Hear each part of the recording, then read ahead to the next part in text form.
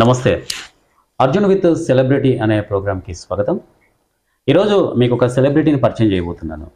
So celebrity ఎవరు ఏంటి అనేది చాలా ఎగ్జైటింగ్గా ఉన్నారా? అందరికీ చాలా ఎగ్జైటింగ్గా ఉంటుంది. సో ఇప్పుడు నేను పరిచయం చేయబోయే సెలబ్రిటీని మీరు ఆల్మోస్ట్ చూసింటారు, చాలా స్కిట్స్లో చూసింటారు, ఎన్నో స్టేజ్ షోస్లో కూడా చూసింటారు. కానీ ఇప్పుడు ఒక ప్రత్యేకమైనటువంటి సెలబ్రిటీ, ఇంకా మీకు డైలమాలోనే ఉంటారు ఎవరు ఏంటి అనేది నేను చెప్తాను. సో కోడుమూరు నుంచి ఒక ఆర్టిస్ట్ అవ్వాలని, ఒక కమెడియన్ అవ్వాలని, సో ఎన్నో స్కిట్స్ చేయాలనే ఆశతో, గంపెడ ఆశతో ఎన్నో కష్ట నష్టాలకు ఓడ్చి కడు పేదరికం అనుభవించి చిన్నప్పటి నుంచి ఎవరి తోడు నీడ లేకుండా ఉన్నటువంటి ఒక ఆణిముత్యం లాంటి ఆర్టిస్ట్, తనలో దాగి ఉన్న ఆర్టిస్ట్ని ఉత్తేజపరిచి పైకి తీసుకొచ్చి వాళ్ళ ఫ్రెండ్స్ సర్కిల్లో కూడా, వాళ్ళ ఫ్యామిలీ మెంబర్స్లో కూడా నువ్వు వెళ్తే ఖచ్చితంగా డెఫినెట్గా నువ్వు ఒక ఆణిముత్యం లాంటి స్టార్ అవుతావు, ఒక కమ్యూనిటీగా తయారవుతావు, వెళ్ళి ట్రై చేయి అనే ప్రోత్సాహంతో ఒక కోడుమూరు నుంచి పంపించేశారు హైదరాబాద్కి. ఆ ఆణిముత్యం ఎవరో కాదు, కొన్ని వందల స్కిట్స్ జబర్దస్త్లో చేశారు. తర్వాత ప్రజెంట్గా నటుడిగా తన తెరంగేట్రం కూడా చేశారు, వెబ్ సిరీస్ చేస్తున్నారు. ఎన్నో కొత్త పథకాలు, అంటే కొత్త గెటప్స్ వేసి ప్రేక్షకులని కనువిందు చేస్తున్నారు, రంజింపజేస్తున్నాడు. రన్నింగ్ రాజా అనే రీల్తో చాలా ఫేమ్ అయ్యాడు. సో మీ అందరికీ తెలిసి ఇక మహోన్నతమైనటువంటి నటుడు మన ముందు ఉన్నారు. అతను ఎవరో కాదు, none other than Jabardasth Giddayya. Jabardasth Giddayya అనే పేరు చాలా బాగా వచ్చింది. జబర్దస్త్ గిడ్డయ్య గారు మనతో ఉన్నారు. సో వారితో కాసేపు మనం ఈ చిట్ చాట్ స్టార్ట్ చేద్దామా?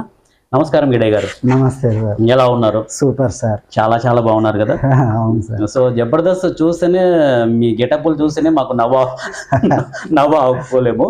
సో చాలా బాగుంది మీ కెరియర్. మరి ఏ విధంగా ఉంది, ఎలా ఉంది, సో ఎలా సాగుతుంది? Always super sir. Very nice. మా జబర్దస్త్ సూపర్ ఉంది, నేను సూపర్ అండి. సో ఓవరాల్గా తీసుకుంటే మీరు ప్రజెంట్గా థాట్ ఎలా వచ్చిందండి మీకు? ఇక్కడికి ఒక ఆర్టిస్ట్గానో ఒక కమెడియన్గా రావాలనే థాట్ మీకు ఎలా స్టార్ట్ అయింది? అసలు మైండ్లోకి ఎలా వచ్చింది? చిన్నప్పటి నుంచి నాకు సినిమాలంటే బాగా ఇంట్రెస్ట్ సార్. సో ఆ ఇంట్రెస్ట్ వల్లే సో నేను సినిమా చూడాలంటే మా ఊర్లో ఒకే ఒక టీవీ ఉండేది, ఒక ఇంట్లోనే టీవీ ఉండేది. నేను సెకండ్ క్లాస్ ఏమో చదువుతున్నా అప్పుడు, సెకండ్ క్లాస్ చదువుతున్నా. ఆ టైంలో ఒక టీవీ ఉంది కదా, సో ఎవరిని రానిచ్చేవాళ్ళు టీవీ జూన్నికే. సో నేను అప్పుడు వాళ్ళ ఇంట్లో పని, అంటే వాళ్ళకి నీళ్లు మొయ్యడం, వాళ్ళకి ఎద్దులు ఉండేటివి, ఎద్దుల కింద పేడగసు అదంతా పని చేసి సినిమా చూసేటోళ్ళు. సో బాగా ఇంట్రెస్ట్ అనమాట. సో సినిమా చూడాలి ఇది అనేది. సో ఈ థాట్ ఎలా అనిపించింది మీకు? అంటే ఒక ఆర్టిస్ట్ అవ్వాలా, నేను ఒక కమెడియన్గా కావాలి అనుకున్న థాట్ ఎలా వచ్చింది మీకు? సో థాట్ అంటే ఇప్పుడు బ్రహ్మానందం గారు, అప్పుడు బాబు మోహన్ గారు ఆ సినిమాల్లో చేసే ఫన్నీ ఇన్సిడెంట్లు మనం చేస్తే ఎలా ఉంటది, సో చిరంజీవి గారు డాన్స్ చేస్తుంటారు కదా, అంత బాగా ఆయన సినిమా చూసి మనము డాన్స్ చేస్తే ఎట్లా ఉంటది అని వాళ్ళ ఇన్స్పిరేషన్ తోని. ఏజ్ లో కలిగింది ఈ థాట్ అసలు మీకు? ఏజ్ అని గుర్తులేదు కానీ చిన్నప్పటి నుంచి పిచ్చి. సో ఫ్యామిలీ సపోర్ట్ ఎలాగుంది? మీరు ఇప్పుడు యాక్చువల్గా అయితే ఫ్యామిలీ సపోర్ట్ చాలా మందికి ఉండదు. అవును. ఇప్పుడు సినిమాలలోకి వస్తున్నాము, ఇండస్ట్రీకి వస్తున్నాము, మేము అక్కడ ఏదో పెద్ద ఆర్టిస్ట్ అయిపోతామని చెప్పేసి కలలు అంటుంటారు. కానీ వాళ్ళ ఫ్యామిలీ తరపు నుంచి కూడా కొంతమందికి సపోర్ట్ ఉండదు. సో మీ ఫ్యామిలీ తరపు నుంచి మీకు సపోర్ట్ ఏ విధంగా అందింది? సో నా ఫ్యామిలీ తరపు నుంచి సపోర్టు, ఫుల్ సపోర్టు. ఇప్పుడు అప్పుడు నేను చిన్న ఉన్నప్పుడు మా జేజమ్మ జయదనాన్ని చాకినారు, మా అమ్మ చనిపోతే. సో అప్పుడు మా జేజీ బ్రహ్మానందం గారు, బాబు మోహన్ గారు అంటే పిచ్చమ్మకు బ్రహ్మానందం గారు వచ్చినారు. అప్పుడు బాబు మోహన్ గారిది ఒక పేరు, నిక్ నేమ్. అప్పుడు అంటే మనం ఇప్పుడు అంటారు కదా, చిరంజీవి గారిని చిరంజీవి గాడు, బాలకృష్ణ గాడు అని అంటుంటారు కదా. ఎంత ప్రేమ ఎక్కువైతే అంత గాడు అట్లా. సో ములపంది గాడు, బ్రహ్మానందం గాడు అనేటోళ్ళు అనమాట మా జేజీ నాన్న. సో వాళ్ళు అంత ఆనందం పడి, సో నేను ఒక ఆర్టిస్ట్ గా అవ్వడానికి కారణం కూడా మెయిన్ రీజన్ మా జేజమ్మ. అంటే ఫాదర్ గానీ మదర్ గానీ, సో ఏంటి పరిస్థితి? మదర్ వెళ్ళిపోయారు అంటున్నారు. మా అమ్మ చనిపోయింది. మా నాయన మా అమ్మ చనిపోయిన 1 year లోపలనే మళ్ళీ మ్యారేజ్ చేసుకొని వేరు కాపురం పెట్టాడు. మా జేజమ్మ జయదనాన్ని చాకినారు. సో నేను 3 సంవత్సరాల బాబు, మా పాప 7 నెలల పాప. ఇప్పుడు యాక్చువల్గా మీరు మదర్ అంటే చాలా ప్రేమ ఎక్కువ. అవును సార్. అది అందరికీ తెలుసు ఆల్మోస్ట్. ఎందుకంటే చిన్నప్పటి నుంచే మీరు మీ మదర్ ప్రేమను కోల్పోయారు. ప్రేమని కాదు, ఒక్కసారన్నా మా అమ్మని చూడాలని నాకు కోరిక సార్. మా అమ్మ ఇట్లా ఉంటుందని ఫోటో కూడా లేదు సార్. అయ్యో. అసలు నేను పుట్టగానే sad. అదొక్కటి ఎప్పుడు నేను చనిపోయేదాకా మీకు ఊహల్లో కూడా అమ్మ తెలియదు కదా, అమ్మ ఎలా అస్సలు ఉంటది ఏంటి అమ్మాయి ఇట్లా ఉంటదని ఫొటోస్ కూడా లేవు సార్. లైఫ్ లో చాలా మిస్ అయ్యారు, అమ్మ ప్రేమ అనేది లేకుండా పెరిగారు కదా. కానీ మా చెల్లెలంటే నాకు చాలా ప్రేమ. అమ్మ ప్రేమను మీ చెల్లెలోనే చూసుకోవాలా, చూసుకుంటున్నారు కూడా కదా. మా చెల్లెలంటే నాకు చాలా ప్రేమ. సో మా చెల్లెలకి నేనంటే కూడా చాలా ప్రేమ. అన్న అన్న అని ఫోన్ చేయడం, మాట్లాడడం, ఎక్కడున్నా కూడా. సో తిన్నావా, షూటింగ్కి పోయినావా, ఏం చేస్తున్నావు, పిల్లలు బాగున్నారా, వదిన బాగుందా, అన్నీ అడుగుతుంటారు. ఓకే. సో అమ్మ మీద ఒక పాట కూడా పాడతారు అనేది ఒక అనిపించింది. సో పాడతారు మరి అమ్మ మీద. అమ్మ అంటే నేను ఒక సినిమా చూసా, నాకు అది బాగా హార్ట్కి టచ్ అయింది. అందులో నాకు తెలిసిన ఒక చరణం ఒక పాడండి. ఆల్మోస్ట్ ఆల్వేస్ వెల్కమ్ మీరు పాడడానికి. చెరిగింది దీపం, కరిగింది రూపం, అమ్మా నాపై ఏమంత కోపం, కొండంత శోకం, నేనున్న లోకం, నన్నే చూస్తూ నవ్వింది శూన్యం, నాకే ఎందుకు శాపం, జన్మల గతమే చేసిన పాపం, పగలే దిగులైన నడిరేయే ముసిరింది, కలవర పెడుతుంది పెను చీకటి, ఊపిరి నన్నదిలి నీలా వెళ్ళిపోయింది, బ్రతికి సుఖమేమిటి, ఓ అమ్మా అమ్మా నీ పసివానమ్మా, నువ్వే లేక బసివాడానమ్మా. Very nice. మీరు అమ్మని తలుచుకొని పాపం చాలా మిస్ అయ్యారండి, అమ్మ ప్రేమనే మీరు మిస్ అయిపోయారు. అదే సార్ చెప్తున్నా కదా, అమ్మ ఇలా ఉంటుందని ఒక మీకంతా మీ చెల్లెలే మీకు అమ్మ రూపంలో ఉందనుకొని.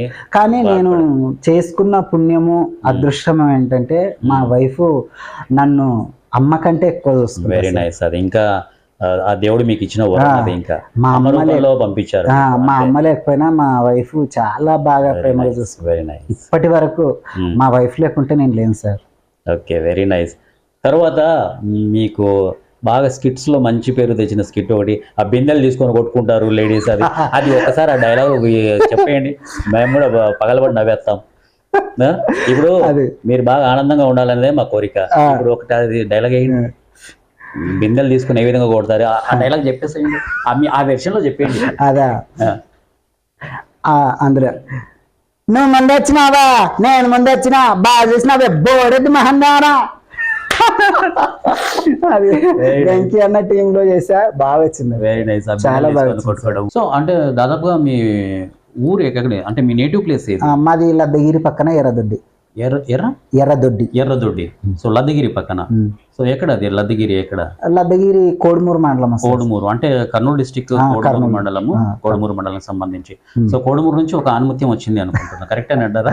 ఆనుమత్యం కాదు కానీ లేదండి, మీరు అలా అనుకుంటున్నారు. సో మీ టాలెంట్ మీకు తెలియకపోవచ్చు, మీ శక్తి మీకు ఆంజనేయ స్వామి శక్తి ఆంజనేయ శక్తి తెలియనట్టు మీ శక్తి మీకు తెలియకపోవచ్చు. బయట చూసే వాళ్ళు జనాలు ఏమనుకుంటున్నారు, జబర్దస్త్ గిడ్డయ్యా, సో చాలా బాగా చేస్తాడు, మంచి కామెడీ చేస్తాడు అని చెప్పేసి కూడా మంచి టాక్ ఉంది బయట.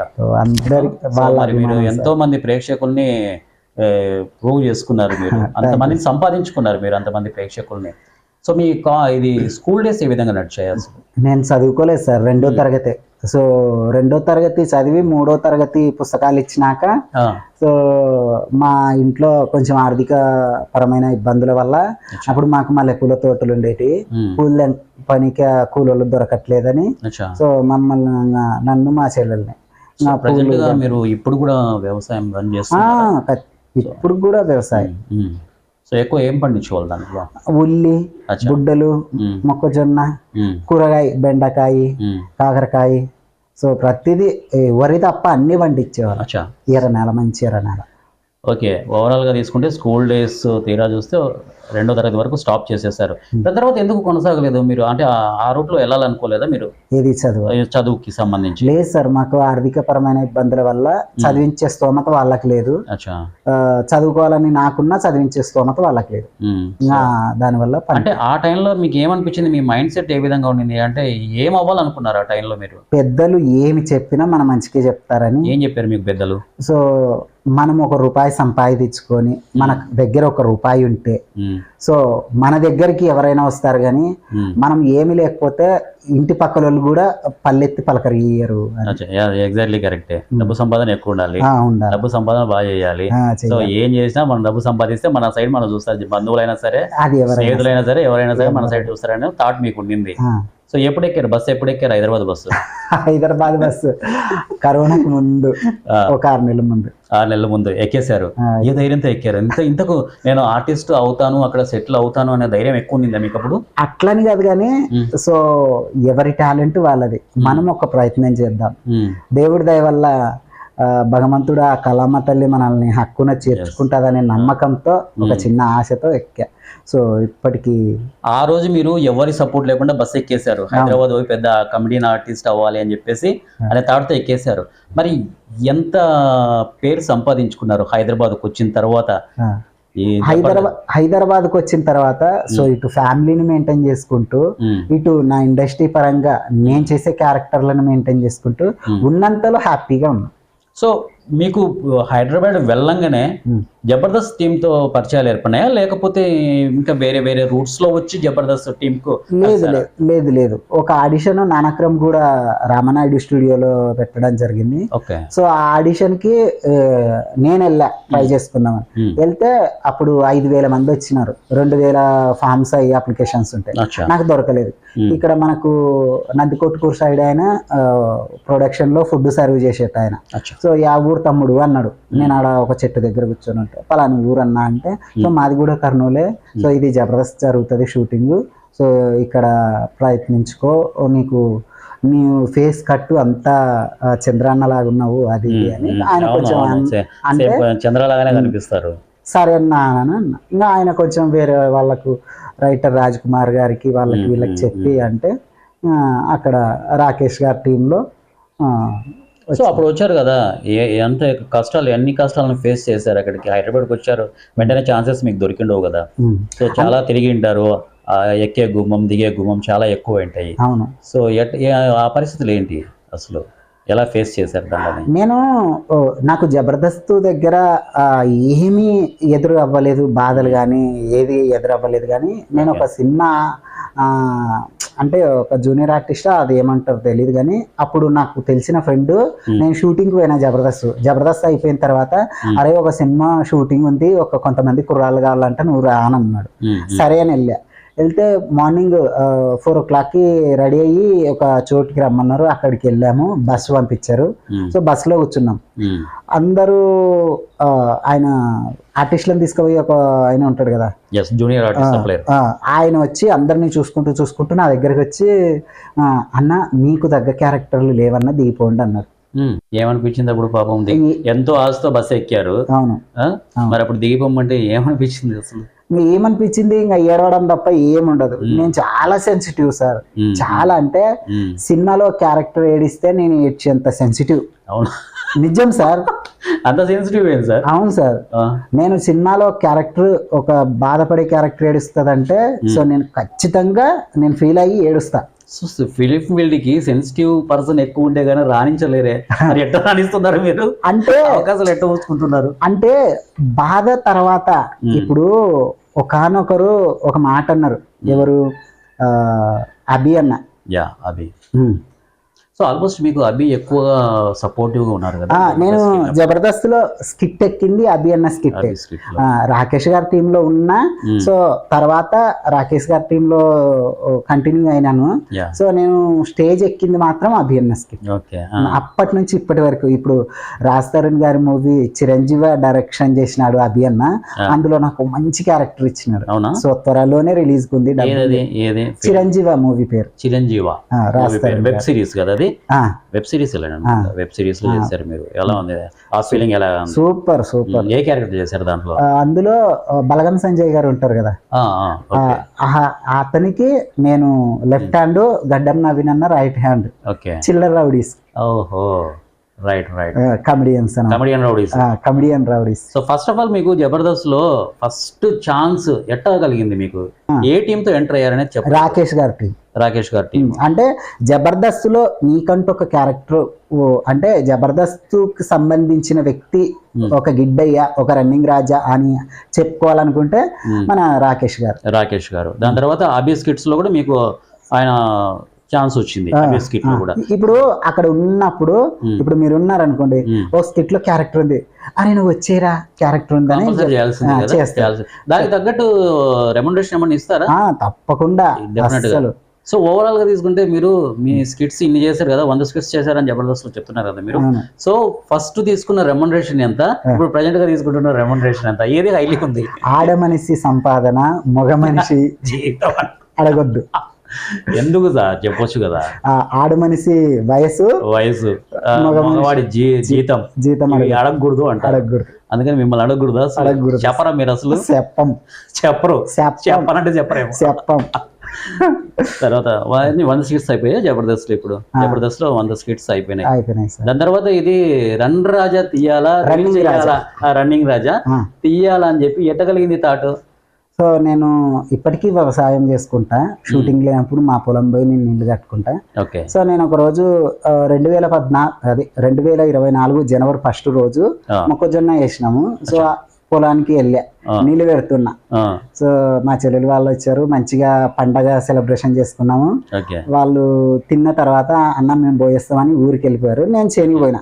పోయిన తర్వాత నీళ్లు పెట్టుకుంటా ఉంటే మొక్కజొన్న చేనులో కుక్క పోయింది, సప్పిడి చేసుకుంటా. అవి ఆకులు ఉంటాయి కదా, రెపరెప అనుకుంటుంటే ఇదేదో చిన్న తాట వచ్చిందని ఫ్రెండ్స్ నేను ఇట్లా మొక్కజొన్న చేనులో సప్పిడి అవుతుంటే ఎవరో అడవి పందేమను ఫ్రెండ్స్, నేను మీ రన్నింగ్ రాజా మొక్కజొన్న చేనులో సప్పిడి అవుతుంటే అడవి పందని అలియని పోతే ఎవరో ఆడ మనిషి మో మనిషి ఉన్నారు, వాళ్ళు ఏం చేస్తున్నారో నాకైతే తెలీదు, రాళ్ళు తీసుకొని కొడుతున్నారని ఒక చిన్న డైలాగ్ చెప్పా.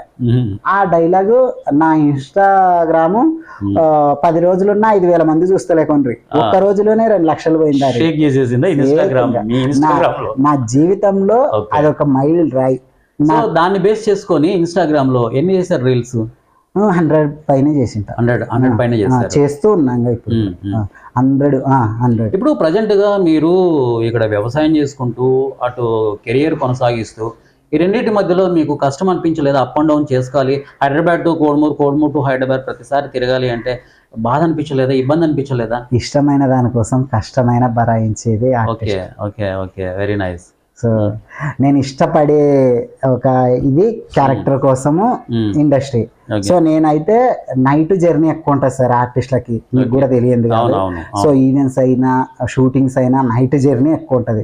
సో నేను ఇక్కడ 4 గంటలకు లేచి రెడీ అయ్యి 10 గంటలకల్లా ఆఫీస్లో ఉండి ఆ రోజు ప్రాక్టీస్ అయిపోయిన తర్వాత నైట్ పడుకొని మళ్ళీ మార్నింగ్ 6 o'clockకి స్టూడియోలో ఉండి ఈవినింగ్ 9-10 దాకా షూటింగ్ చేసి మళ్ళీ ఆడ బస్ ఎక్కి పొద్దున మళ్ళీ తెల్లవారుజామున 3 గంటలకి మళ్ళీ ఊరికి పోయేటోని. సో అలా చేసే బదులు మీరు ఇప్పుడు హైదరాబాద్లోనే స్టే అవ్వచ్చు కదా, ఎందుకు ఈ ప్రాబ్లమ్స్ అన్ని ఫేస్ చేస్తున్నారు? అంటే మన ఫ్యామిలీకి హైదరాబాద్ అంటే తెలీదు ఏంటనేది. మీ కెరీర్కి ఇబ్బంది కదా అని నేను నా సజెషన్ అంతే. ఇప్పుడు మనం అక్కడే ఉండి ఆడ ఈడ ఆగచాట్లు పడే కంటే మనకు వచ్చిన దాన్ని చేదిక్కించుకొని మనం ప్రయత్నించుకుంటూ ఒక పావల కొడుమూరు లేయాలంటావు. అక్కడ ఒక పావలో కొడుమూరు వచ్చే 75 పైసల్లో 75 పైసలు ఖర్చు అయినా కూడా ఒక పావలో కొడుమూరు సమానత్వం ఉంటుంది, సెట్ అవుతుంది అక్కడ మీకు. సో అలా తర్వాత నా ఒపీనియన్ నేను చెప్తున్నాను, జబర్దస్త్లో అందరికంటే మీకు అనుకున్నంత పేరు రాలేదని నేను అనుకుంటున్నాను. అంటే మీకున్న టాలెంట్ ప్రకారము మీరు అంటే ఆల్మోస్ట్ నా ఒపీనియన్ చెప్తున్నా, పర్లేదు సార్. చంద్ర గారు ఏ విధంగా అయితే చేస్తారో, చంద్ర గారి టీంలో చంద్ర గారు ఎంత పేరు ప్రగతులు సంపాదించుకున్నారో అంత మీకు రావాల్సింది. కానీ నా సైడ్ నేను ఆలోచన చేసింది ఏంటంటే మీకు అంతగా ఇంకా అంత పొజిషన్ మీకు దక్కలేదు అనుకుంటున్నా. దానికి ప్రధానమైనటువంటి కారణం ఏంటి? దాని వెనుక ఏంటి, ఏం జరిగింది? కారణం ప్రత్యేకంగా చెప్పేది ఏం లేదు. సో నాకంటే ముందు కొంతమంది సీనియర్ ఆర్టిస్టులు ఉంటారు. సో వాళ్ళ తర్వాత నేనుంటా. ఇప్పుడు ఒక 5-6 క్యారెక్టర్లు, ఇప్పుడు టీమ్ లీడర్ ఉంటారు. టీమ్ లీడర్ తర్వాత ఒక మెయిన్ క్యారెక్టర్ ఉంటారు, వాళ్ళ తర్వాత ఇంకొక మెయిన్ క్యారెక్టర్. సో జబర్దస్త్ నేను స్క్రీన్ మీద కనపడినంత మాత్రాన నేను ఉండను అని కాదు, నాతో పాటు ఉండే వాళ్ళు చాలా సీనియర్స్, వాళ్ళ తర్వాత నాకు వస్తుంది. రన్నింగ్ రాజాతో మీకు రీల్స్ లో చాలా మంచి ఫేమ్ అయ్యారు, ఎంత మంచి పేరు ప్రగతులు వచ్చినాయి మీకు. అలాగే జబర్దస్త్ లో చేసిన స్కిట్లు ఏమైనా ఉన్నాయా? అంటే అంత మంచి పేరు తెచ్చిపెట్టిన స్కిట్ ఏదన్నా ఉందా? ఉన్నాయి, ఓకే, చాలా మంచి స్కిట్లు ఉన్నాయి. అంటే జబర్దస్త్ లో గిడ్డయ్య అని ఒక రన్నింగ్ రాజా అనే స్కిట్స్ చాలా ఉన్నాయి. రీసెంట్ గా ఒకటి బాగా అంటే ట్రెండ్ అయిన స్కిట్ అనమాట. సో కేవ్ కార్తిక్ గారు దాంట్లో చేసా స్కిట్లలో. సో అందులో దుబాయ్ పోయి వచ్చింటారు ఎవరు, కేవ్ కార్తిక్, పటాస్ ప్రవీణ్ గారు. సో దుబాయ్ పోయి వచ్చినామని లోకల్లో ఉండే పిల్లలకు అబద్ధం చెప్పి ఉంటారు అనమాట.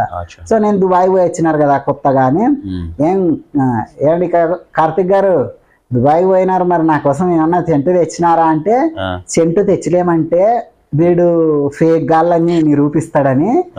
సో అక్కడ ఒక చీస ఉంటే చీస తీసుకొచ్చి ఇదిగో సెంట్ అంటే, బలెటోళ్ళు అండి నా కోసం మంచి సెంటు చీస తెచ్చినారు, పోయి రేపు పొద్దున మా ఇంట్లో ఫంక్షన్ ఉంది అందరికి చల్లేస్తా అంట. సరే వెళ్ళండి మీరు కూడా చల్లుకోండి అంటాడు. సరే అని నేను వెళ్ళిపోతా. ప్రవీణ్ గారు ఎతుకుతుంటారు, ఏంద్రా ఎతుకుతున్నావు అంటే, యూరిన్ టెస్ట్ కి టెస్ట్ తీసి పెట్టినా అది కనిపిస్తలేదు, అది తీసుకుపోయి స్ప్రే చేసుకుంటా అంటాడు. అన్న తర్వాత సరే ఇంకా మళ్ళీ లాస్ట్ స్కిట్ ఎండింగ్ లో మళ్ళీ వస్తా నేను. ఎండింగ్ పిల్లలకి నిజాలు తెలిసి కేవ్ కార్తిక్ గారిని ప్రవీణ్ గారిని పిల్లలు కొడుతూ ఉంటే, సో నేను లాస్ట్ లో వస్తా, ఏమండి కార్తిక్ గారు మన ఇచ్చిన సెంట్ సూపర్ ఉంది, అట్లాంటి పాటలు ఇంకోటి స్టాక్ పెట్టుకున్నాడు. అది కృష్ణ భగవాన్ గారు కూడా జడ్జిమెంట్ లో చాలా బాగా చేశాడు అతను, సో అని చెప్పారు. సో జడ్జిమెంట్ లో కూడా టెలికాస్ట్ అయింది, బాగా వచ్చింది. సో ఇప్పుడు నాగబాబు గారి సపోర్టు, రోజా గారి సపోర్టు జబర్దస్త్ కు ఒక ఆయువు పట్టు అంటారు కదా. సో ఎలా ఉండింది మీకు, మీ బాండింగ్ ఎలా ఉండింది వాళ్ళతో? ఏమైనా బాండింగ్? నాగబాబు సారు వెళ్ళిపోయే ముందు నేను ఎంటర్ అయినా, సో ఆయన ఎక్కువ రోజులు లేనమాట. సో రోజా గారు అయితే అందరికి సపోర్టివ్ అసలు. అప్పుడు నాకు ఈ రన్నింగ్ రాజా పేరు అనేది ఉండేది కదా. సో నేను చూసిన మేడం ఏదన్నా కానీ, మేడం నమస్తే మేడం అంటే గుడ్ మార్నింగ్ మేడం అని ఏదన్నా చెప్పినా కూడా, ఏ గిడ్డయ్యా ఎలా ఎక్కుతున్నావా, స్కిట్ ఎక్కుతున్నావా, క్యాజువల్ గా మాట్లాడేది కదా. చాలా రోజా గారు చాలా బాగా మంచిగా ఒక ఫ్యామిలీ మెంబర్ ని చూసినట్టు చూస్తారంట అక్కడ వాళ్ళు ఆర్టిస్టులు అందరు. సో అది నిజమే అంటారా? సూపర్, అది 100% నిజం. రాజకీయాలు వేరు, అక్కడ ఆర్టిస్టుల బాండింగ్ వేరు. ఆవిడ రాజకీయ పరంగా ఆమె separate. So cinema industry life ఆమె మా దగ్గరకు వచ్చినప్పుడు ఒక తల్లి బిడ్డల్ని ఎట్లా చూస్తుందో అట్లా చూసేది. సో మీ లైఫ్ ను జబర్దస్త్ అనే షో టర్న్ చేసింది అంటారు? ఖచ్చితంగా. సో ఈ స్కిట్ తోనే మీరు లైఫ్ లో కూడా మీరు చెప్పుకోదగ్గ స్కిట్ ఏదంటే జబర్దస్త్ షో ద్వారానే. జబర్దస్త్ ఎందుకంటే సో జబర్దస్త్ ఆర్టిస్ట్ అంటేనే ఒక గౌరవం, ఆ ప్లాట్ఫామ్ కున్న ఇదే ఒక వరల్డ్ వైడ్ ఫేమస్. సో అందులో 10 క్యారెక్టర్లు చేసినామో, ఒకే క్యారెక్టర్ చేసినామో, 100 క్యారెక్టర్లు చేసినామో నథింగ్. జబర్దస్త్ స్టేజ్ ఎక్కినామా లేదా, అదే మన పూర్వజన్మలో మనం పుణ్యం చేసుకుంటే తప్ప అంత మంచి స్టేజ్ ఎక్కం. ఇప్పుడు ప్రజెంట్ గా మీరు ఎక్కడైనా వెళ్తుంటారు, అరే జబర్దస్త్ గిడ్డయ్య అంటే మీకు ఏ ఫీలింగ్ కలుగుతుంది? అంత ఫీలింగ్ మీకు? Full happy. వచ్చారు ఎప్పుడన్నా కలిసారా జనాలంతా జబర్దస్త్ గిడ్డయ్య అని? మీ ఊర్లో ఏమంటున్నారు? మీ కోడుమూరు ప్రజలంతా ఏమంటున్నారు? స్టార్టింగ్ నెగిటివ్ కామెంట్లు చేశారు స్టార్టింగ్. దేనికి? సో నేను అప్పుడు నాకు మీసాలు గడ్డాలు ఉండేటి, అంటే అట్లనే పోయేటోని కొన్ని షెడ్యూల్స్. పోయిన తర్వాత అన్న ఏదన్నా ఉంటే చెప్పండి అన్న అని చంద్ర అన్న రైటర్ని అడిగేటోని, ఏడుకొండలని. తమ్ముడు నేను ఒకటి చెప్తా, నువ్వు దాన్ని ఫాలో అయిపో, నీకు క్యారెక్టర్లు పెరుగుతాయి అన్నాడు. చెప్పండి అన్న. నువ్వు నెక్స్ట్ షెడ్యూల్ వచ్చేటప్పుడు మీసాలు గడ్డాలు తీసేసిరా అన్నాడు. అదేందన్నా మా ఊర్లో మీసాలు గడ్డాలు తీసేస్తే తప్పుగా అనుకుంటారన్నా. పల్లెటూర్లు కదా పట్టింపులు ఎక్కువ సార్ అంటే లేదు, ఒకసారి చూడు మళ్ళీ వస్తాయి కదా, కావాలంటే మళ్ళీ ఒక 10-15 రోజులకు వస్తాయి అని అంటే, సరేనే ఇక్కడ ఏం చేయలే ఇంటి దగ్గర, నేను షూటింగ్కి పోయినాక ప్రాక్టీస్ రోజు కూడా ఏం చేయలే, షూటింగ్ పోయిన రోజు ఏం చేయలే, ప్రాక్టీస్ రోజు స్నానం చేసే ముందు పోయి అదే బార్బర్ షాప్ పోయి అన్న మీ సాల్ తీసేయన్నా అని అన్న. మీ సాల్ తీసేయనికి అన్న మీ సాల్ తీసేస్తే బాగుంటానా అని ఆయన అడిగి తీపించుకుంటావా వద్దా అన్నాడు.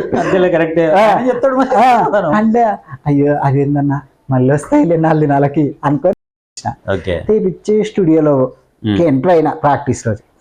ఎంటర్ అయితే శ్రీను అన్న ఎదురు కూర్చొని ఉన్నాడు, గెటప్ శ్రీను అన్న. అరే చంద్ర గారు ఏంద్ర నడుచుకుంటూ వస్తున్నాడు, ఆయనకి జ్వరం వచ్చిందా అట్లా తగ్గిపోయినాడు అనని, ఏ చంద్ర గారు రండి కూర్చోండి అని కొంచెంసేపు ఆట పట్టించినాడు. అప్పటి నుంచి ఓహో అప్పటి వరకు అంటే కనపడింది. సో మీసాలు గడ్డాలు అని అంటే అప్పుడు ఊర్లో ఎట్లా నెగిటివ్ కామెంట్లు వచ్చినాయంటే, సో అట్లా ఎట్లా అంటే వాయిస్ వేరేలా ఉంది, సో ఆర్టిస్ట్ గా అని పోయి వేరే అంటే సంథింగ్ అనుకునే వాళ్ళు అట్లాంటివి వచ్చేది. కానీ నేను ఒకటే చెప్పిన, నాకు ఇన్ని రోజులని టైం ఇవ్వండి, నేను జబర్దస్త్లో కనిపిస్తే మీరు నన్ను కంటిన్యూ చేయండి అంటే. అప్పటికి మా నాయనమ్మ ఉంది, మా నాయనమ్మ అంత ఫోర్స్ అంటే వెళ్ళమని చెప్పేది. కానీ మా వైఫ్లు వాళ్ళు ఉంటారు కదా, మా వైఫ్ అండి వైఫ్ పిల్లలు వైఫ్ అంటే మళ్ళీ అంటే ఆమెకి చెప్పేటోళ్ళు ఉంటారు కదా. అంటే జబర్దస్త్ ఏమైనా సెట్ చేస్తారేమో వైఫ్ ని కూడా. అట్లా ఏం చేస్తారు. వైఫ్ సో ఒక ఐడియా జీవితాన్నే మార్చేసింది అన్నట్టు, మీ గడ్డాలు మీసాలు తీసేస్తే అక్కడ ఒక మంచి ఆర్టిస్ట్ గా సెటిల్ అయిపోయారు. చంద్ర లుక్ లైక్ చంద్ర. సో అందరూ జూనియర్ చంద్ర అంటుంది. కానీ డైరెక్టర్ ఒకే మాట అన్నాడు మనకంటన్నా అని. దానికి ఇన్ఛార్జ్ ఎవరండి జబర్దస్త్ కు మొత్తం టోటల్ గా? శ్యాంప్రసాద్ రెడ్డి గారే కదా, మల్లెమాల. సో ఎలా ఉంది వాళ్ళ బాండింగ్, ఎట్లా ఉంటది? చాలా బాగా. అసలు మల్లెమాల శ్యాంప్రసాద్ రెడ్డి గారిని కలిసారా ఎప్పుడన్నా? సెట్ కి ఎక్కువ వస్తుంటారా? సెట్ కి రారు కానీ ఆఫీస్ లో ఉంటారు ఆయన. ఆఫీస్ లో కలుస్తుంటాం, అప్పుడప్పుడు సెట్ కూడా వస్తుంటారు. తక్కువ ఆఫీస్ లో ఎక్కువ. మేము ఆఫీస్ లోనే ప్రాక్టీస్. ఆయన వచ్చినప్పుడు నమస్తే సార్ అంటే నమస్తే అమ్మ బాగున్నారా అని. సో వాళ్ళు మల్లెమాల వాళ్ళు ఇప్పుడు చాలా షోస్ చేస్తున్నారు కదా, జబర్దస్త్ డి, శ్రీదేవి రామ కంపెనీ, సుమా అడ్డా ఎట్సెట్రా ప్రోగ్రామ్స్ చేస్తున్నారు, సీరియల్స్ చేస్తున్నారు. సో ఇప్పుడు చాలా టీమ్స్ ఉన్నాయి కదా, ఇప్పుడు జబర్దస్త్ లో దాదాపు ఒక 5-6 టీమ్స్ ఉన్నాయి. సో 5-6 ఉంటాయి. సో ఆ టీమ్స్తో మీకు ఉన్నటువంటి ప్రత్యేక అనుబంధం ఏ విధంగా ఉంటుంది? సో ఆ టీం మెంబర్స్ అంతా ఏ విధంగా ఉండేవారు మీతోని? చాలా బాగా చూసుకుంటారు సార్. ఇప్పుడు మీ స్కిట్ అయిపోయింది అనుకో, మా స్కిట్, అరే మీ స్కిట్ బాగా వచ్చిందా, ఎలా వచ్చిందిరా, అరే ఇది వేసుకో. అసలు ఎవరైనా బాగా చేసిన వాళ్ళని వచ్చి అప్రిషియేట్ చేసి బాగా చేసావురా, సూపర్ రా అని చెప్తారు పెద్దవాళ్ళు. తర్వాత ఇంకోటి ఎలిగేషన్ ఏంటంటే, ఇప్పుడు జబర్దస్త్ మీద ఒక ఎలిగేషన్ అంటే ఆర్టిస్టులుగా ఎదగాలి అంటే అక్కడ తొక్కుతారు, తొక్కి పారేస్తారు, పైకి రానివ్వట్లేదు అని చెప్పేసి అంటే ఒక రూమర్ బయట టాక్ ఉంది అది. సో అది ఎంత మాత్రం నిజం అంటారా? తొక్కితే నేను ఇంకా ఉన్నాను, నా భుజాలు కూడా చేయాలి కదా. ఆల్మోస్ట్ చాలా మంది ట్రై చేస్తున్నారు కానీ దొరకటం లేదు. అక్కడ ఉన్న వాళ్ళే పాతుకుపోయి కూర్చున్నారు, మిగతా కొత్త వాళ్ళకి ఛాన్సెస్ లేవు అని చెప్పేసి ఒక రూమర్ ఉంది. అది నిజమేనంటారా? అట్లేం లేదు, ఎవరి టాలెంట్ వాళ్ళది. అట్లేం కాదు, టాలెంట్ సంబంధించింది కానీ తొక్కిది పీకేది ఏమి ఉండదు. మీ ఎయిమ్ ఏంటి ఇంతకీ అసలు? మంచి ఆర్టిస్ట్ అవ్వాలి, మంచి ఆర్టిస్ట్ అవ్వాలి. సో ఇప్పుడు ప్రజెంట్ గా వెబ్ సిరీస్ కూడా చేస్తున్నారు. సినిమాలు, వెబ్ సిరీస్. అంటే ఇంతకుముందు ఏమన్నా సినిమాలు అవకాశాలు వచ్చాయి మీకు? ఆల్మోస్ట్ ఇప్పుడు జబర్దస్త్ లో ఉన్న టీమ్ లో ఉన్న మెంబర్స్ కు చాలా మంది, ఇప్పుడు గెటప్ సీను కానివ్వండి, తర్వాత సుడిగా, ఇప్పుడు నేను 8 సినిమాలు చేస్తున్నా. సో 8 సినిమాలలో కొన్ని పేర్లు పెట్టినారు, కొన్ని పేర్లు పెట్టారు. అవి రిలీజ్ అయితే మంచి క్యారెక్టర్. డెఫినెట్గా మంచి ఆర్టిస్ట్ గా ప్రూవ్ చేసుకుంటారు అన్నమాట.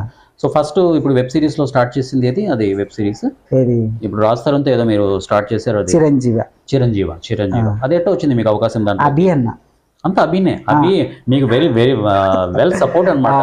నేను అన్నకి ఇన్స్టాగ్రామ్ లోన అంటే ప్రత్యేకంగా నెంబర్ అడిగి అంత భయం అనమాట. అభి అన్న అంటే కొంచెం భయం ఉండేది, నాకనే కాదు ప్రతి ఆర్టిస్ట్ కి కొంచెం. ఆయన అంటే భావల్కరిస్తాడు, గౌరవంతో కూడిన భయం అనమాట. ఇన్స్టాగ్రామ్ లోన అన్న మీ నాకు తగ్గ క్యారెక్టర్లు ఏమన్నా ఉంటే చెప్పండి అన్న అని ఇన్స్టాగ్రామ్ లో మెసేజ్ చేసింది.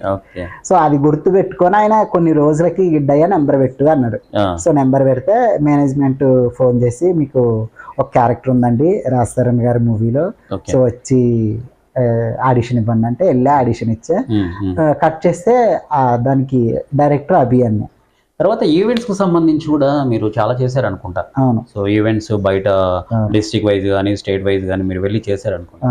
సో ఎక్కువ మీకు బాగా నచ్చిన ఈవెంట్స్ లో ఏది బెటర్ అంటారు? సో మీరు చేసిన దాంట్లో ఇప్పుడు ఎన్ని ఈవెంట్స్ చేసింటారు ఓవరాల్ గా తీసుకుంటా? నేను ఒక గుర్తు లేదు సార్, పర్లేదు బాగానే చేసింటా. ఒక 100 పైన చేసింటా ఈవెంట్స్ లో. సో నేను ఎక్కడికి పోయినా కూడా ఫెయిల్ అయిన ఈవెంట్ లేదు. నేను వెళ్ళిన అంటే నేను పర్ఫార్మెన్స్ చేసిన అసలు చాలా బాగా. అసలు మొన్న పండక్కి సంక్రాంతి పండక్కి అరిగిద్ద పోయినా, గట్టు మండలం, గద్వాల జిల్లా గట్టు మండలం అరిగిద్ద గ్రామం. సో అందులో కమిటీ మెంబర్స్ లాస్ట్కి వచ్చి సన్మానం చేశారు. సో ఆ ఈవెంట్ అంటే రీసెంట్ గా జరిగిన దాని గురించి చెప్పిన. ఎంత బాగా చేశారంటే అంత బాగా చేశారు సార్, చాలా బాగుందని కమిటీ మెంబర్స్ అందరు వచ్చి సెకండ్ ఇచ్చి హగ్ చేసుకొని సూపర్ సార్ అని. తర్వాత కామెడీ గ్యారేజ్ అని చెప్పేసి కర్నూలు ఒక ఈవెంట్ చేశారు మీరు. అవును, మన సుధాకర్ గారు అది అరేంజ్ చేశారు కామెడీ గ్యారేజ్.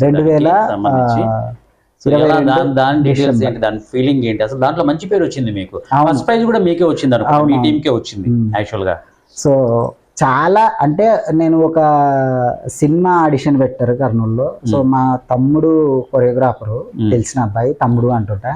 సో అబ్బాయి అన్న ఇట్లా ఒక ఆడిషన్ ఉంది వస్తారా, సో సరదాగా ఖాళీ ఉంటే రండి అంటే నేను అప్పుడప్పుడే ఇండస్ట్రీకి సో సరే అని వెళ్ళా. సో నేను ఆడ ఒక చిన్న క్యారెక్టర్ చేసి చూస్తే అక్కడ అర్జున్ గారు అని ఒక ఆయన, సుధాకర్ గారు అని ఒక ఆయన ఉన్నారు. సో వాళ్ళ సార్ వాళ్ళు చూసి సూపర్ సార్ మీరు చాలా బాగా చేస్తున్నారు. సో అంటే అవును సార్ ఏదన్నా ఉంటే చెప్పండి అని నేను అనడంతో సరే తప్పకుండా అని వాళ్ళు టచ్ లో ఉంటే, సో అప్పుడు కామెడీ గ్యారేజ్ అని ఒక ప్రోగ్రామ్ డిజైన్ చేస్తున్నాము. సో అందులో ఒక టీమ్ గా మీరు ఏమన్నా పర్ఫార్మెన్స్ చేస్తారా అంటే తప్పకుండా సార్ నేను చేస్తానని చేస్తే సో చాలా మంచి ఎంకరేజ్మెంట్ లభించింది. సో వాళ్ళు కూడా బాగా చూసుకున్నారు. కష్టపడి మేము అందరినీ నవ్వించి ఫస్ట్ ప్రైజ్ కొట్టాం. Okay, very nice very nice. Events కూడా ఇప్పుడు ఆల్మోస్ట్ 2 చేతులు సంపాదిస్తున్నారు. 2 చేతులు కాదు కానీ ఒక చేత బాగా సంపాదిస్తున్నారు. ఈ చేత ఓవరాల్ గా ఏ రోజు అయితే మీరు బస్సు ఎక్కారో హైదరాబాద్ బస్సు, ఇప్పుడు అప్పటి పరిస్థితి ఇప్పుడు పరిస్థితి చూసుకుంటే చాలా బెటర్ కదా మీరు. సో ఆల్మోస్ట్ మీరు థాట్ అంటే మీ మైండ్ లో ఉన్న థాట్ మీరు నెరవేర్చుకున్నారు. మీ ఎయిమ్ ఏంటి, ఆర్టిస్ట్ అవ్వాలి, ఒక కమ్యూనిటీగా మంచి గుర్తింపు లభించాలి. ఇప్పుడు ఆ రూట్ లో మీరు అడుగులు పడుతున్నాయి, మంచి బెస్ట్ అడుగులు వేస్తున్నారు. అందులో మీకు మంచి టీమ్స్ కూడా దొరికినాయి. సో సపోర్టివ్ గా ఉన్నారు వాళ్ళందరూ. సో అది గాడ్ గ్రేస్ మీకు. సో ముందు కూడా ఇంకా అంటే దాదాపు ఇంకొక క్వశ్చన్ ఏంటంటే రైతులకు సంబంధించి సో ఏ విధంగా ప్రోద్బలం ఉంది మీకు అక్కడ కోడమూరు సైడ్, మీ ఏరియా సైడ్? రైతుగా నేను కొన్ని వీడియోస్ అంటే ఇప్పటికీ వ్యవసాయం చేసుకుంటా నా వీడియోస్ చేస్తుంటా. సో నేను కొన్ని చేసే వ్యవసాయ పనులు కూడా నేను ఇన్స్టాగ్రామ్ లో, యూట్యూబ్ లో, ఫేస్బుక్ లో అప్లోడ్ చేస్తా సార్. సో నేను చేసిన వర్క్ ని వీడియో తీసి పెడుతుంటా. అది కొంతమంది చూసి అంటే బాగా అప్రిషియేట్ చేయడం, సో బాగా చేస్తున్నారు, మంచి ఆర్టిస్ట్ అయినా కూడా సో మీ వర్క్ మీరు చేసుకుంటున్నారు అని అంటున్నారు. కానీ నాకు ఒకటి బాధ సార్ రైతుల పట్ల. ఏం బాధ? నాకు ఒకటి సో కాలికేసుకునే చెప్పులు తయారు చేసే కంపెనీ వాళ్ళకున్న స్వతంత్రం, మాకింత రేటు ఉంటుంది మా చెప్పులు అని. సో వ్యవసాయం కడుపుకి తినే అన్నాన్ని వండించే రైతుకి ఎందుకు స్వతంత్రం లేదు? అంటే కాలుకేసుకునే చెప్పులు చెడిపోకుండా ఎన్నాళ్ళైనా స్టోర్ ఉంటాయి. కడుపుకి తినే అన్నము అన్నాళ్ళు స్టోర్ ఉండదు, పాడైపోతుందనే కదా రైతులు అంటే మీకు అంత చులకన. సో అందులో నాకు కొంచెం బాధ. అంటే వాళ్ళు పండించే ధాన్యానికి గిట్టుబాటు ధర వాళ్ళు నిర్ణయించుకోలేకపోతున్నారు. సో మధ్యలో దళారులు ఎవరైతే ఉన్నారో వాళ్ళు నిర్ణయించిన తర్వాత వాళ్ళు ప్రైస్ అదే మరి చేస్తున్నారు. రైతు తప్ప ఏ వర్క్ చేసే ఏది తయారు చేసే మనిషి మా ధర ఇంత అని చెప్తున్నాడు. సో రైతులకు ఆ ఆపర్చునిటీ లేదు. అది వచ్చినాడు అందరు రైతులు హ్యాపీగా ఉంటారు. సో ఎప్పుడు వస్తుంది అనుకుంటున్నారు మీరు? మీ థాట్ ఏంటి దాంట్లో? సో ఎలా వస్తుంది అనుకుంటున్నారు మీరు? సో ఈ రైతులకు ఇంత ఒక మంచి మార్గం రావాలి అంటే సో ఎక్కడ మనం చేంజ్ చేయాలి? ఎక్కడ సొల్యూషన్ వెతకాలి? ప్రభుత్వాలు మనకు పరిపాలన చేసే ప్రభుత్వాలు ఆ పథకము ఈ పథకము రైతు భరోసా అది ఇవ్వనకుండా రైతులకి అందుబాటైన గిట్టుబాటు ధర కల్పిస్తే ఇవన్నీ పథకాల అవసరం లేదు సార్. రైతులకి చేయి చాపాల్సిన అవసరం ఏముంది? సో రైతుకి తన గిట్టుబాటు ధర తనకిస్తే నాకు రైతుగా నష్టం వచ్చిందని ఎందుకు అడుగుతారు రైతు? ఇప్పుడు ఒక కంపెనీ మేము ఇది తయారు చేసినాము మాకు ఇంత రేటు కావాలని అప్లికేషన్ పెడుతుంది. రైతులము అప్లికేషన్ పెట్టలేము. సో అందరం కలిసి రోడ్డు మీద కూర్చొని మాకు ఇంత కావాలని ఏదన్నా ధర్నా చేస్తే వాళ్ళు రౌడీలు గుండాలని పోలీసులతో కొట్టడం అట్లుంటది. సో ఇలా ఉంది. సో ముందు ఈ రైతు ఉద్యమంలో అంటే దీనికి సంబంధించి మీరు ముందు ఉండి నడిపించే శక్తి మీలో ఉందనుకుంటున్నారా? నడిపించగలరా అనుకుంటున్నారా? ఇంకా ముందు రాబోయే కాలంలో కూడా రైతుల పక్షాన నిలబడి మేము సాధించుకోగలుగుతామని తప్పకుండా. రైతుల పక్షాన కాదు, నేను ఒక రైతుల గురించి ఏమైనా పోరాటం అంటే నాకు రైతుకు న్యాయం జరగడానికి నేను ఒక గడ్డి పొరక అవుతానంటే నేను అందులో ఎటువంటి సంకేతం లేదు, అసలు సందేహం లేదు. నేను నిలబడి మా రైతుల కోసం పోరాటం చేయడానికి సిద్ధం. థ్యాంక్ యూ గిడ్డే గారు. Thank you so much. మీ విలువైన సమయాన్ని మాకు కల్పించినందుకు మా ఛానల్ తరపు నుంచి మీకు మరొకసారి ధన్యవాదాలు తెలుపుకుంటున్నాము. Thank you so much. Thank you sir.